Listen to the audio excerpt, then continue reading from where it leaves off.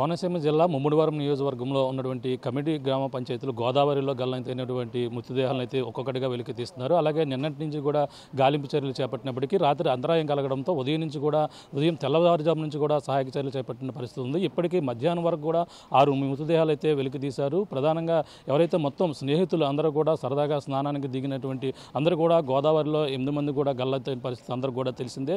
ఈ నేపథ్యంలో మొత్తం 8 మంది కోసం కొంత గాలింపు చర్యలు చేపట్టినప్పటికీ ఇప్పుడు ప్రస్తుతానికైతే మధ్యాహ్నానికి అయితే 6 మృతదేహాలు అయితే లభ్యమయ్యాయి.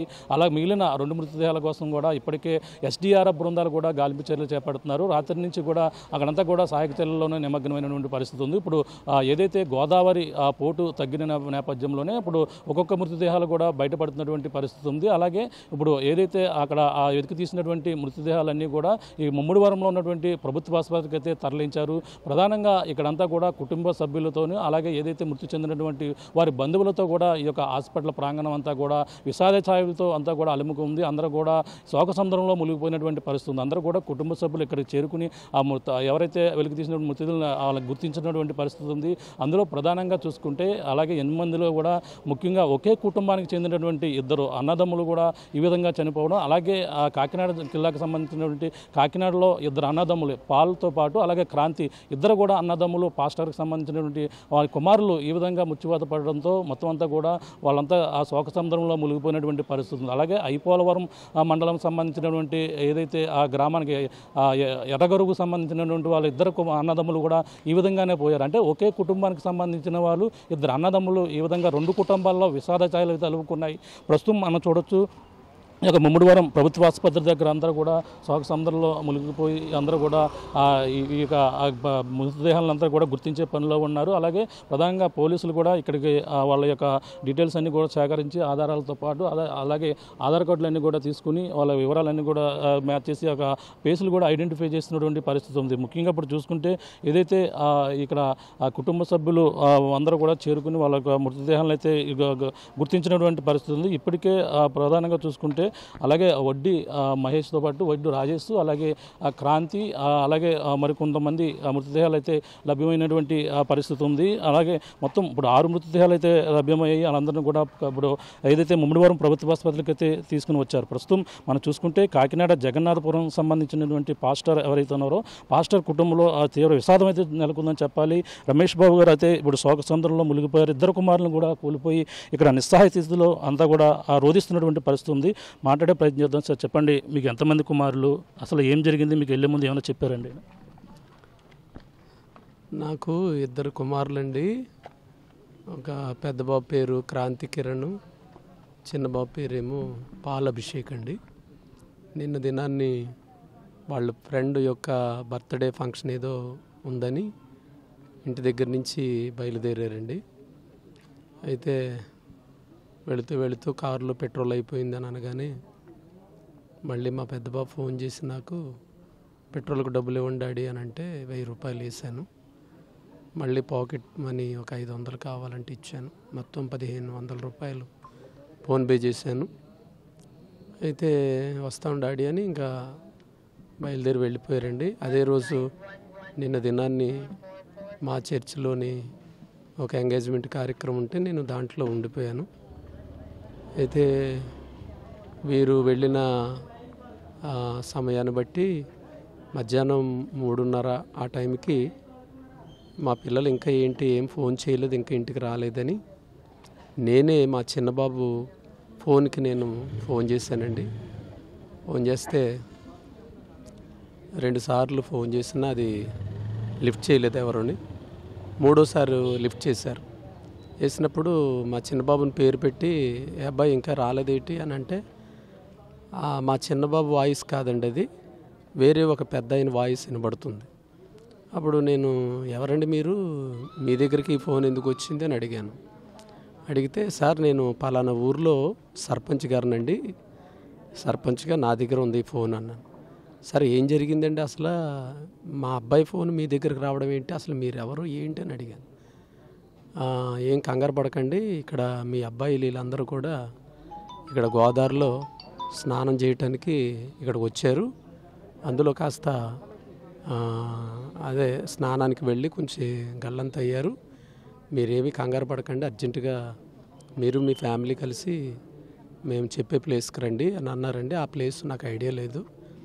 అయితే నేను అడిగాను, ఏంటి ఏంటి అని అడిగితే, మీరు అర్జెంటుగా కంగారు పడకండి, రండి రండి అని అన్నారు. అయితే సరే వస్తాను అని ఫోన్ పెట్టేసామండి. ఫోన్ పెట్టేసిన తర్వాత మెల్లగా మరొకరి ద్వారా ఇలా జరిగిందని మరి నాకు ఇన్ఫర్మేషన్ వచ్చినప్పుడు ఈవేళ ఈ యొక్క మమ్మిడివారం ప్రాంతానికి హాస్పిటల్కి వచ్చినప్పుడు మా పిల్లలు నిన్న దినాన్ని నీటిలో కొట్టుకుపోయారని చెప్పారండి. మా చిన్నబాబు మృతదేహం దొరికింది, మా పెద్ద బాబు మృతదేహం ఇంకా దొరకలేదు, దానికోసం గాలిస్తున్నారు. ఇదండి జరిగింది. ఏం చదువుతున్నారండి మీ బాబు ఇద్దరు కూడా? ఏమేమి ఇప్పుడు చదువుతున్నారు? పెద్ద బాబు Kranthi Kiran BBA degree final year చదువుతున్నాడండి ఆదిత్య కాలేజీలో. చిన్నబాబు పాలభిషేక్ డిగ్రీ సెకండ్ ఇయర్ అండి చదువుతున్నారు. సెలవులని వాళ్ళు ఇంటి దగ్గర ఉండగా ఇలాంటి పని జరిగింది సార్. బంధువులు, దగ్గర బంధువులా లేదంటే స్కూల్లో క్లాస్మేట్ సంబంధించిన వాళ్ళు ఎలాగ వీళ్ళకి ఎక్కడికి ఏ విధంగా సంబంధం? అంటే నాకు చెప్పడం ఏంటంటే వాళ్ళు యొక్క ఫ్రెండ్ ఎవరో బర్త్డే సెలబ్రేషను వెళుతున్నాము అని వచ్చారు సార్ ఇక్కడికి. ఆ కార్యక్రమం మీద వచ్చారు సార్. అది ఈ గల్లంతైన ఎన్మండుగురు కూడా వాళ్ళ దగ్గర మొత్తం అందరూ కూడా ఒక చోట చదువుకున్న స్నేహితులు అనుకోవచ్చండి. మామూలుగా వేరు వేరు ప్రాంతాల నుంచి కూడా రావడం జరిగింది. అయితే ఆ విషయం నాకు పూర్తిగా తెలియదండి. మా ఇద్దరు బాబులే ఇంటికాడి నుంచి వెళ్ళడం జరిగింది, కానీ వాళ్ళతో ఎంతమంది కలిసి వెళ్ళారో 8 మందో 12 మందో నాకు తెలియదు. కానీ మా ఇద్దరు బాబుల సంగతి మాత్రమే నాకు తెలుసండి. అది చివరిసారిగా ఫోన్ చేసి పెట్రోల్ డబ్బులు అడగ అప్పుడు అదే నేను చివరిగా మాతో మాట్లాడింది. మా బాబు చివరిసారిగా కారు ఎక్కి స్టార్ట్ చేసేటప్పటికి అందులో పెట్రోల్ లేకపోతే నన్ను పెట్రోల్ అడిగాడండి. పెట్రోల్కి డబ్బులుగా అడిగాడు. డబ్బులు వేసిన తర్వాత అదే నాకు ఇంకా ఫస్ట్ అండ్ లాస్ట్ తక్కువపడింది అంతే. ఇది పరిస్థితి. ఏదైతే పాల్ అలాగే క్రాంతి ఇద్దరు కూడా తన ఇద్దరు కుమారులను కూడా కోల్పోయిన నేపథ్యంలో మొత్తం ఇక్కడ హాస్పిటల్ వద్ద అయితే అందరూ కూడా ఇప్పటికే ఇక్కడ చేరుకుని మొత్తం అందరూ కూడా ఆయన ఓదార్చుతున్నటువంటి పరిస్థితి ఉంది. ఎందుకంటే ఇద్దరు కూడా ఏదైతే అల్లారుముద్దుగా పెంచుకున్నటువంటి కొడుకులు ఇద్దరు ఒక్కసారిగా వాళ్ళు లేరు అనే ఒక చేదు నిదాన్ని వాళ్ళంతా కూడా జీర్ణించుకోలేకపోతున్నారు.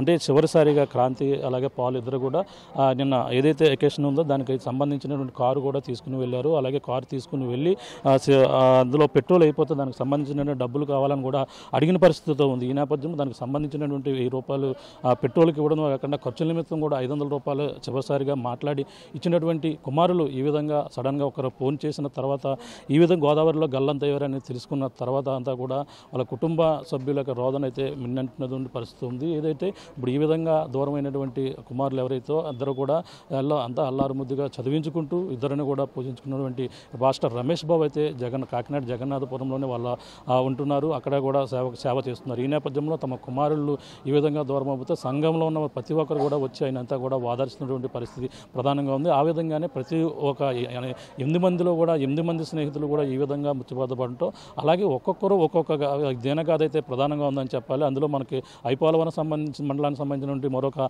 ఇద్దరు అన్నదమ్ములు వడ్డీ రమేష్తో పాటు వడ్డీ మహేష్ ఇద్దరు కూడా ఈ విధంగా వాళ్ళు కూడా ఒకే కుటుంబానికి ఇద్దరు చనిపోయారు. అలాగే కాకినాడ సంబంధించినటువంటి ఇద్దరు కూడా అలాగే పాల్తో పాటు క్రాంతి ఇద్దరు కూడా ఒకే కుటుంబానికి సంబంధించిన ఈ విధంగా 2 కుటుంబాల్లో ఒకే ఇద్దరు కొడుకుల్ని కోల్పోయి ఈ విధంగా కన్నీటి మున్నీరుగా విలిపిస్తున్నటువంటి ఇక్కడ విషాద ఛాయలను అయితే మొత్తం ఇక్కడంతా కూడా అందరినీ కూడా కంటతడి పెట్టించే విధంగా వాళ్ళ బాధ అయితే చాలా వర్ణనాతీతంగా ఉందని మనం ప్రధానంగా చెప్పవచ్చు. ఏదేమైనా ఇప్పుడు మృతదేహాలు అయితే 6 మృతదేహాలు అయితే లభ్యమయ్యాయి. మరికొన్ని 2 మృతదేహాల కోసం అయితే గాలింపు చర్యలు అయితే ప్రస్తుతం కొనసాగుతుందని చెప్పాలి. మొత్తం అక్కడ ఏదైతే లభ్యమైనటువంటి మృతదేహాలు ప్రస్తుతం ముమ్మడివరంలో ఉన్నటువంటి ప్రభుత్వ ఆసుపత్రికి తీసుకొచ్చి ఇక్కడ పోస్ట్ మార్టం రిపోర్ట్ చేసి అలా కుటుంబ సభ్యులకైతే ఇప్పుడు అధికారులు అయితే అప్పగిస్తున్నటువంటి పరిస్థితి ప్రధానంగా ఉందని చెప్పాలి. ఇది కూడా తాజా పరిస్థితి. కెమెరా అనిల్తో ప్రకాష్, RTV, ముమ్మడివరం నుంచి. ఇప్పుడు శ్రీలంకలో జరుగుతున్న సెర్చ్ ఆపరేషన్ పొద్దున్న 5 గంటలకే స్టార్ట్ చేసాము. ప్రస్తుతానికి 8 మందిలో ఒక బాడీ అయితే ట్రేస్ అయింది. వడ్డీ రాజేష్ అనే అతనిది ట్రేస్ అయింది. ముమ్మడివరం CHCకి పోస్ట్ మార్టంకి పంపించాము. ఇక్కడ SDRF team, police team and revenue team, అన్ని ఫైర్ డిపార్ట్మెంట్ కూడా ఉంది. అన్ని టీమ్స్ కలిపి సెర్చ్ ఆపరేషన్ చేస్తున్నాము.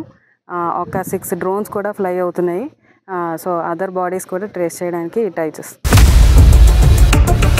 ఇండియా పాకిస్తాన్ ఉద్రిక్తతలపై లేటెస్ట్ అప్డేట్స్ కోసం డౌన్లోడ్ చేసుకోండి RTV లైవ్ యాప్.